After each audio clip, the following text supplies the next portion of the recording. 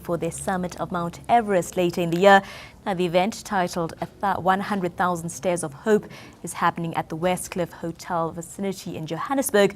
Spearheading this challenge is leukemia survivor Ray Funnell, supported by the CEO of the Sunflower Fund, Tarryn, Corlett, and the first African to summit Everest, Sibusiso, Vilane, all here with me in studio. Good morning to the three of you, and thank you so much for joining us on VUCA Africa this morning. Tarryn, let me start with you and talk to us about the actual Sunflower Fund and their involvement in this event.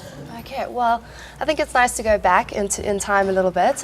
Basically, if a patient is diagnosed with a life-threatening blood disorder like leukemia or aplastic anemia, most of them are going to require bone marrow stem cell transplant in order to survive. And my brother was actually one of these patients who needed a donor, and he unfortunately lost his battle with leukemia. It was about 15 years ago that he passed away, and the Sunflower Fund was then born, to try and assist other patients out there, other patients like Ray, and we're now solely responsible for the education and recruitment of bone marrow stem cell donors onto the registry. And the factor where this event actually comes in is that there's a cost involved for every donor that registers, and it costs the Sunflower Fund 2,000 Rand just to tissue type their blood sample. Wow. So we have to raise millions each year just to accommodate this cost, and the Everest Challenge is one of the ways that we do this, one of the ways we raise awareness, firstly, foremost, to encourage people, South Africans, to become donors, and secondly, to raise the funds just to help us. Now, Ray, you are a leukemia survivor yourself. Congratulations, looking amazing. Thank you. Doing great things as well. Now, talk to us about, you are also the organizer of this Everest Challenge. Talk to us about how the idea formulated and how you took that forward. Sure, so it's a long story, but I tell you what, when you have leukemia and you realize that sort of dire situation that you're in, where you basically immobilize, you're in hospital and you're in a battle for your life, when you actually do come out of that, you've got this passion for life. There's just nothing that you don't want to do. And I went to go climb mountains, and that's how I met Sibusiso, climbing mountains. Yeah. And one of the great ideas I had is to go and inspire other leukemia survivors, and also to try and bring hope to them.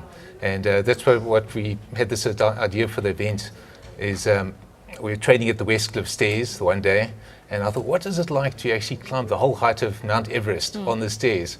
And then the event was born. Wow. And, so how many stairs at the Westcliff stairs? It's actually about 210 stairs that we do.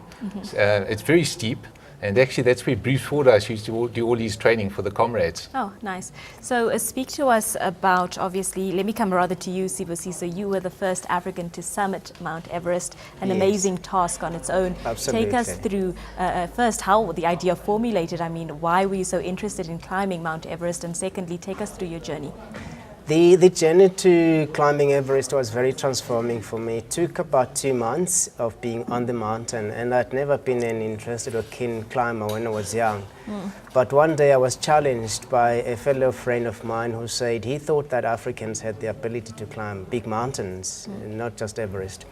So I said to him, look, we Africans in Africa, we don't look at these mountains behind our backyards and decide to go climb them. You need something very profound, something very inspirational that will give you the motivation to go. And hence deciding really to join Ray on the challenge as well. Without the motivation, you can't go and do anything.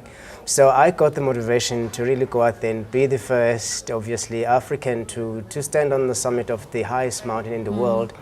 And that was that story that made my name known and then respected. But then coming back from that, I realized that it wasn't really about me, it's about other people. Yes. Which really ties in nicely with what Ray and I are trying to do. We'll be trying to do this weekend, which is walking up and down the Westcliff stairs for the support of the Sunflower Fund. And with the many that will be there as well with us, we are just hoping that we can get as many as possible people really donating and supporting us as we actually batter our bodies it's because it's a physical torment and physical torture. Can imagine. But behind the bigger purpose, which is not about us anyway, it's about the cause, then we are really ready to go up there tomorrow and prove our worth and helping the Sunflower Fund to raise as much as possible awareness and obviously the money that will go out there and help other people.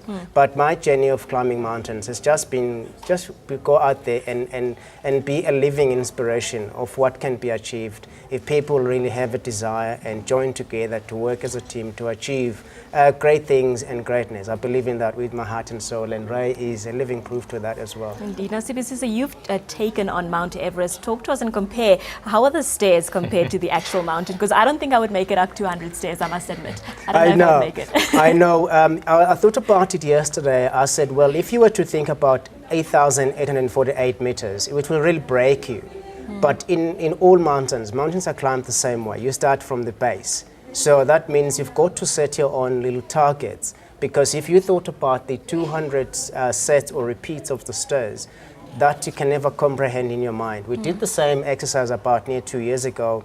It took me a long time to get to 50 repeats. Had I thought about 50, I wouldn't have made it. But what kept me going was realizing that it takes that little step, the one step at a time, to 10 steps, to 20, until the 100, until the 200 that you want to do. So that is what it takes really, and that is what will take us and everybody else that will be with us tomorrow, physically and practically. It will be just focusing on that one step at a time, and then the 100 will come as you go, because the little one you take is edging you closer to your bigger one, which is your 200 target. One step at a time. I love that. That is what it takes. Now, Ray, chat to us about the actual event a little bit more. How do people get involved? Can people come just for support? Does everyone have to actually do the challenge? Also talk to us a little bit about donating time and money as well. I think with Sibusiso, this is a massive challenge to climb those stairs. It is. So, really the only way is if people come out there and encourage the athletes to actually climb. There's going to be 10 solo athletes doing it, and we also got some relay teams that are going to be going, and I guess they're going to be doing quite fast pace. And I'm actually hoping that some of those people in the relay teams might actually even climb twice the height of Mount Everest. Wow. So it's going to be quite spectacular to come watch. So I really do hope people come out. And really we want to do it for a purpose. So if you come out and you spot a team that you really like, and come and actually give a donation towards them. Also look for the Facebook page called Everest Challenge. And all the banking details are on there. And there's also an SMS line where you can donate 20 rands per SMS. But what we'd like to do is try to raise R1 million. And what that equates to, there's 100,000 stairs to be climbed. So if we just get 10 rand donation for every stair, then we're actually going to achieve this target. And so 10 rand is not a lot to ask. 10 rand is not a lot, no. But of course, don't donate 10 rand, donate lots of 10 rand. Now, Tarryn, let me come back to you. Last week, I think it was last week, we saw Peter registering to become a blood donor. Just quickly recap for our viewers that process, and if they are interested in donating or becoming a donor, first of all, how do they do that? Okay, well, I mean, the first step is to call the Sunflower Fund, and we give you all the information. We check that you fit the criteria. You've got to be between 18 and 45 years old to join. You need to weigh over 50 kilograms. So there's certain health criteria that we just need to check through with you first. And then if you match all of that, you're 100% A for away, then we'll send you off to go have 2 test tubes of blood drawn from your arm. That's all it takes to initially register onto the South African Bone Marrow Registry. And then if you're actually found to be a match for a patient, and this could be anywhere from the day you register to until you're at the age of 60, so you could wait a long time. I know I've been waiting years, to be a match for someone. But then you'll donate stem cells, and that's much like donating platelets. You're going to have a needle going into this arm that's going to draw your blood out, separate your stem cells from your blood into a bag, while the rest of your blood returns into this arm. And that's a filtration process that goes on for about 4 to 6 hours, and that's all it takes, That bag of stem cells is what's going to go to the patient to save their life. And if people want more information, they can obviously visit your website then? Yes, they can visit sunflowerfund.org.za or call 0800 12 10 82. That's our toll-free line. We are open, so they're welcome to give us a call now.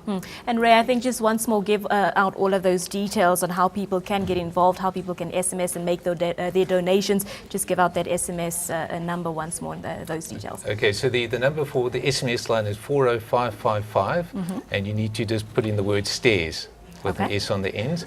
Otherwise, just go onto, for people who have Facebook, go onto the Facebook page, Everest Challenge, and all the details, the maps on how to get to the site are there. And the challenge starts tomorrow morning 6 a.m. and runs right through the night until Sunday night at 6 p.m. And you're going to see some very exhausted athletes, but really excited athletes. But they need the support, so everyone should go out and support Need the tomorrow. support, yeah. Indeed. In fact, Nelson Mandela had a beautiful saying.